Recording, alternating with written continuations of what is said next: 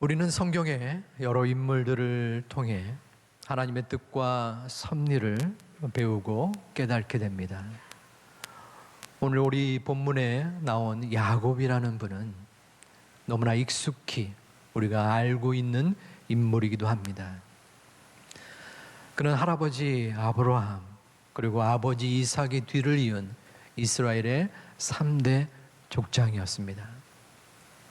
그가 낳은 13명의 아들 중 10명이 이스라엘 12지파의 시조가 되었을 만큼 이 야곱의 이름을 빼놓고서는 이스라엘 역사를 이야기할 수 없는 중요한 인물이었습니다.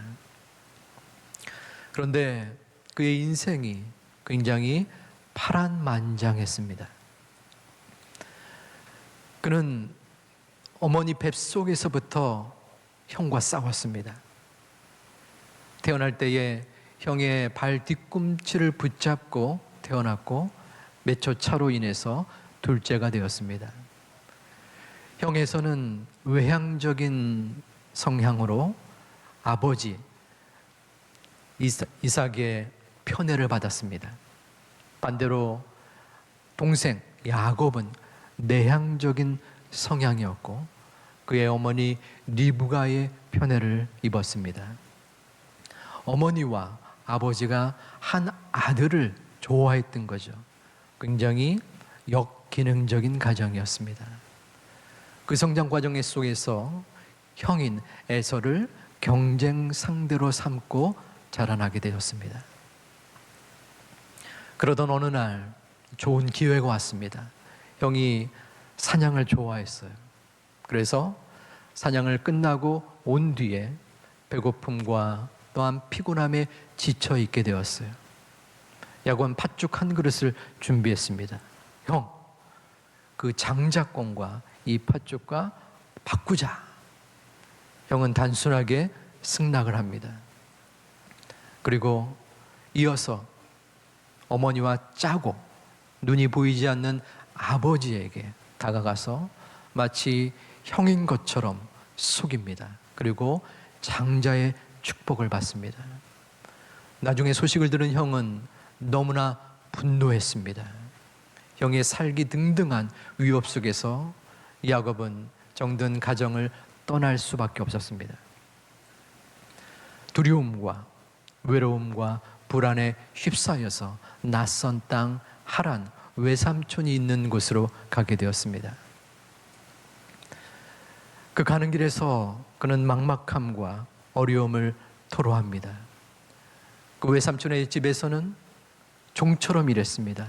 그의 딸 라헬을 연모하였기에 그의 아내를 삼아 주옵소서 부탁하니 그 외삼촌이 지시한 것입니다. 7년 후에 결혼식을 했는데 그 라헬 대신에 언니를 외삼촌은 그 신혼 첫날 밤에 들여보냅니다.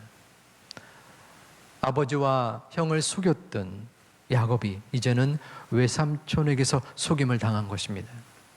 그뿐만이 아니었습니다. 외삼촌은 임금을 속였습니다. 돈을 준다고 하면서 돈을 떼먹거나 줄이거나 여러 가지 어려움을 가중시켰습니다.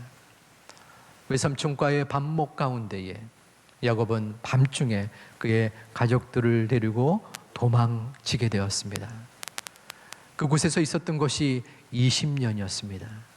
처음에는 몇 개월만 피신하여 다시 가정으로 돌아갈 것을 생각했지만 그 오랜 시간들이 그에게 소요되었습니다. 고향으로 가는 그 길목은 또다시 두려움과 불안에 엄습합니다. 왜냐하면 형이 자신을 기다리고 또 자신을 쳐 올라오는 소식을 들었기 때문입니다. 더 이상 야복 나루에 이르러서 그는 갈 수가 없었습니다. 마음속에 힘겨웠기 때문입니다. 그때 하나님께서 그를 만났습니다. 그와 씨름을 한 것입니다. 야곱은 누구인지도 알지 못하는 사람과 밤새도록 씨름을 하게 됩니다. 새벽 동력이 틀 때 천사가 이르러서 야곱아 내가 승리하였다 라고 말합니다. 평생 경쟁과 속고 속임의 과정 속에서 힘들게 살아온 야곱에게 이 야복 나루는 치유의 장소였습니다. 하지만 그에게는 또다시 엄청난 고통의 시간이 찾아옵니다. 창세기 34장에서는 야곱과 그의 가족들이 세겜 땅에 정착한 후 큰 일을 당합니다. 딸 니나의 상황이었습니다. 그곳 사람들이 그 딸을 성폭행한 것입니다. 그 행동을 저지른 사람이 청혼을 요청하였고 그의 아들들, 디나의 오빠들은 그 청혼을 받아들인 척했습니다. 너무나 붕괴해서 어찌할 줄 몰랐지만 그 청혼을 받아들이는 척하면서 그 세겜 사람들에게 할례를 요청했습니다. 세겜 사람들과 그 성읍 모든 남자들은 할례를 받았죠. 그 아들들은 계획이 있었습니다. 할례를 받은 후 그 몸이 연약하여 힘들어할 때에 그 남자들을 모두 다 살육한 것입니다. 피비린내가 났습니다. 죽이고 또 그 성읍 모든 재물들을 약탈했습니다. 야곱은 자식들의 성폭행과 또한 살인의 모습을 눈으로 보게 된 참혹한 아비였습니다. 하지만 그 과정 속에서 야곱은 실망스러운 모습을 드러냅니다. 디나의 사건 이후에 또 그것을 겪으면서 그 야곱은 아버지로서 가장으로서의 올바른 처신을 하지 못한 것입니다. 도리어 그는 당황하고 불안하고 두려워했습니다. 하나님 보시기에 참으로 귀하게 쓰고자 한 야곱의 모습에 실망스러울 수 있었습니다. 그를 포기할 수 있었습니다. 하지만 하나님은 그를 다시 불러서 오늘 본문 1절에 내가 베델로 올라가라. 거기서 제단을 쌓으라 라고 말씀하십니다. 베델은 야곱에 있어서 의미 있는 장소였습니다. 형의 손길을 피해 피신 나갔던 그때에 하나님을 만났던 그곳 바로 베델이었습니다. 내가 수일 후에 다시 돌아와 감사의 단을 쌓겠습니다 라고 말했지만 10년 동안 오지 못했던 곳이었습니다. 하나님은 그 장소를 기억하시고 야곱에게 그곳으로 돌아가라 라고 말씀하신 것입니다. 야곱은 이에 그의 가족들과 또 주변의 모든 사람들에게 이방 신상을 버리라 라고 말씀합니다. 우리 본문 2절과 3절을 함께 봉독하겠습니다. 너희 중에 있는 이방 신상들을 버리고 자신을 정결하게 하고 너희들의 의복을 바꾸어 입으라. 우리가 일어나 베델로 올라가자. 내 환난 날에 내게 응답하시며 내가 가는 길에서 나와 함께 하신 하나님께 내가 거기서 제단을 쌓으려 하노라. 아멘. 야곱은 이제 영적 리더로서 다시 서게 됩니다. 하나님께서 자신의 참모습을 발견케 한 것입니다. 그는 사람들에게 이방 신상을 버려라. 자신을 정결케 해라. 의복을 바꾸어 입어라 라고 합니다. 옛 습관을 버리고 새 습관을 입으라 라는 에베소의 말씀이 떠오르게 합니다. 그리고 4절에 야곱은 가족들이 버리고 포기한 이방 신상들과 기회에 걸고 있었던 귀걸이를 모아서 세겜 근처 상수리 나무 아래 묻고 떠납니다. 야곱에게는 두 번의 전환점이 있었습니다. 형과 아버지를 속이고 먼 길을 떠나 다시 돌아올 때 어려움과 고통 속에서 불안 속에서 만났던 그 하나님이 첫 번째였습니다. 그리고 그 후에 자녀에게서 생겨진 너무나 크나큰 일들을 경험했지만 그는 부족하고 미흡하고 성숙하지 못한 모습을 보였습니다. 하지만 하나님은 두 번째 전환점을 보이고 있는 것입니다. 바로 야곱에게 베델로 올라가라. 내가 다시 한번 일어서라. 하나님은 야곱을 변화시키셨습니다. 그리고 야곱은 변화되었습니다. 변화는 생존이요 성장입니다. 우리는 하나님 앞에 온전하게 나아갈 때 하나님 말씀을 들어야 합니다. 하나님은 오늘 본문에서 너희가 변화되어야 한다라고 증언하십니다. 우리가 영적인 눈으로 볼 때 어린 아이의 신앙에서 계속 머물러 있으면 안 됩니다. 하나님은 야곱을 변화시키셨습니다. 야곱의 삶 속에 이 모양 저 모양으로 이끌어 주시사 변화시킨 것처럼 하나님은 우리들의 삶을 계속적으로 지금까지 관여해 오셨습니다. 문제와 어려움 속에서 하나님께 기도하게끔 하였고 하나님을 바라보게 하였습니다. 어떨 때는 우리가 하나님으로부터 멀어져서 하나님의 말씀대로 살아가지 못하는 모습을 보면서도 그저 가슴 아픈 눈으로 바라만 볼 때도 있으셨습니다.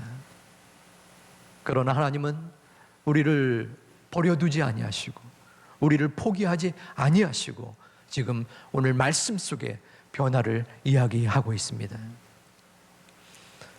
우리의 모습은 어떠합니까? 우리가 변화할 수 있는 첫 출발점은 무엇입니까? 야곱의 가족들은 이방 신상을 버렸습니다. 우리 또한 이방 신상, 우리의 우상을 버려야 합니다. 야곱의 가족들이 겉옷을 바꾸어 입으라라고 했을 때 그것은 내면적인 마음입니다. 우리의 마음 속에 잘못된 것, 헛된 것, 예수 그리스도보다 더 주인 삼은 모든 것이 바로 우리의 잘못된 마음입니다. 그 모든 것을 아버지 하나님은 버리라고 말씀합니다. 주 예수보다 귀한 것은 없네. 우리의 중심의 마음으로 받으시기 바랍니다. 여러분 진정 그러합니까? 주 예수보다 귀한 것이 진정 없습니까?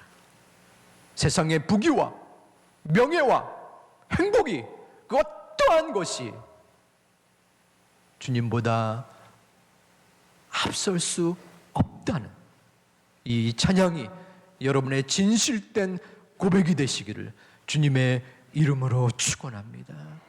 우리 이 시간 우리 다시 한번 이 찬양을 할 때에 우리의 눈을 감고 나의 손을 나의 심장에 가슴에 대고 주님 그러한가요? 제가 진정 주 예수보다 귀한 것이 없다라고 믿고 있나요?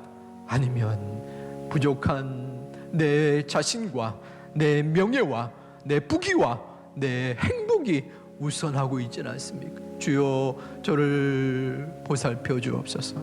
이 시간 우리의 믿음으로 우리의 마음을 하나님 앞에 드리며 다시 한번 찬양하겠습니다. 주 예수, 우리는 하나님의 은혜 속에 거하는 사람입니다. 하나님의 은혜가 아니고서는 우리가 한순간도 우리의 호흡마저도 살아갈 수 없는 미약하고 불충한 존재입니다. 우리는 변화되어야 한다라는 하나님의 말씀에 부족한 모습이 분명히 있습니다. 주님 앞에 나 주님만을 섬기리, 내가 주님만을 섬기게 하여 주옵소서. 우리는 그 주님 앞에 우리의 마음을 아뢰고 기도하고 간구해야 합니다. 그러나 주님, 내 마음 속에는 나의 행복과 나의 자랑과 나의 교만이 그득합니다. 아버지 하나님, 제 마음 속에 헛된 마음을 버리게 하여 주시옵소서. 내 마음 속 찾아와 주셔서 성령이 내 영혼을 충만케 하여 주시옵소서. 그리하여 주님을 만날 때에 주님을 만나서 기쁨과 감사함으로 모든 것을 떨쳐버릴 수 있는 소중한 내 소망으로 인도하여 주시옵소서. 이 고백과 이 다짐과 결단이 우리의 모든 믿음의 증거가 될 수 있도록 주님의 이름으로 축원드립니다. 우리는 변해야 됩니다. 변하지 않으면 세상이 우리를 변화시킵니다. 아니, 이미 우리는 세상에 물들어 있는지도 모르겠습니다. 매가리 없이 세상이 시키는 대로 그대로 행하고 세상이 주는 것을 그대로 받아먹는 그러한 모습이 우리 가운데 있지는 않습니까? 연어는 거센 물살을 가로질러 고향으로 찾아갑니다. 거기서 새끼를 낳고 알을 낳고 죽는 것이 그들의 목표입니다. 그 이유가 왜 그런지는 모르겠으나 그 모습을 보고 사람들이 비웃거나 다른 물고기가 상대하지 않는다고 할지라도 그들은 자신의 갈 길을 헤엄쳐 올라갑니다. 크리스찬은, 우리 믿는 사람은 연어와 같은 존재입니다. 세상은 물질을 추구하고 명예를 탐하고 모든 잘 먹고 잘 사는 길을 행복해하는 그러한 세태 속에 살아가고 있습니다. 그러할 때 오직 예수만이 나의 삶의 전부입니다 말하는 우리들을 사람들은 비웃고 사람들은 바보라고 말할 것입니다. 그럼에도 불구하고 우리는 주님 앞에 나아가야 합니다. 기독교는 종교가 아닙니다.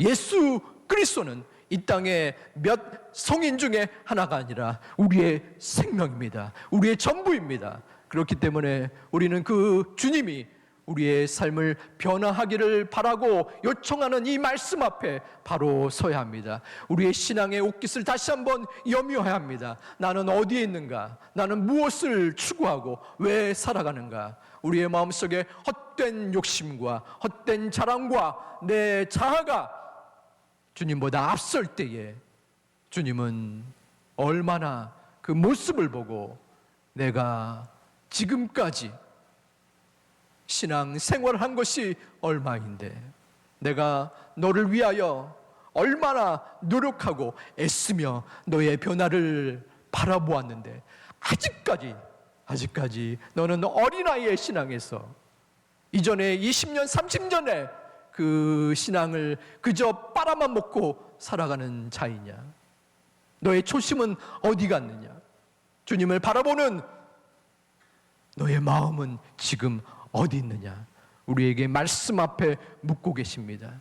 성령의 그 말씀에 우리는 다시 한번 우리의 모습을 바라보아야 합니다. 나는 어디에 서 있는가? 나의 헛된 욕심은 무엇인가? 나의 잘못된 생각은 무엇인가? 주님이 변화해라, 바뀌어라 라고 말씀할 때 바꾸기를 꺼려하는 나의 자아는 어디에 있는가? 어느 수준인가? 우리는 고민하고 또한 기도해야 됩니다. 말씀을 마무리합니다. 우리는 올 한 해 회복의 표를 갖고 추구합니다. 회복은 어떠한 문제를 잠재우는 것이 아닙니다. 다시 일어서는 것입니다. 다시 깨우치는 것입니다. 다시 걸어가는 것입니다. 그것은 주님이 원하시는 것입니다. 우리 신앙의 회복, 우리 믿음의 회복, 우리 개인의 삶 속에서 무엇이든 한 가지라도 우리의 마음을 실천하는 모습이 중요합니다. 작은 것 하나라도, 그것이 어떠한 것인지는 저는 모릅니다. 하지만 여러분의 삶 속에서 내가 가정 예배를 회복하고 금요 대명 기도회를 회복하거나 아니면 내 삶 속에 그 어떠한 어떠한 것이라도 주님이 원하시는 그것이 무엇인가, 바로 오늘 이 순간 생각되어지고 결심되어지고 또한 주님 앞에 내어놓는다면 그것은 말씀 앞에 바로 선 우리의 모습일 것입니다. 사랑하는 제2교회 가족 여러분, 우리 믿음의 가족입니다. 제가 단지 담임 목사이기 때문에 여러분들을 어떻게 해서든 잘 구워 살아나서 교회에 출석해야 하고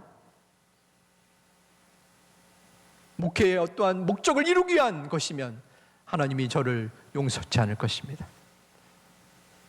저의 목양의 책임은 여러분들이 다시 한번 일어나서 다시 한번 회복되어서 하나님 앞에 변화된 모습을 보이는 것이 저의 책임인 줄 압니다.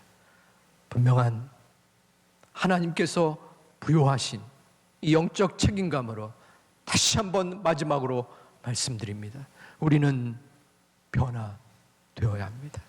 우리의 중심이, 우리의 마음이, 우리의 거짓되고 잘못되고 하나님 앞에 불충한, 하나님 앞에 포기하고 버려야 될 것이 무엇인가, 우리는 영적인 눈으로 바로 고민하고 생각해 보아야 합니다.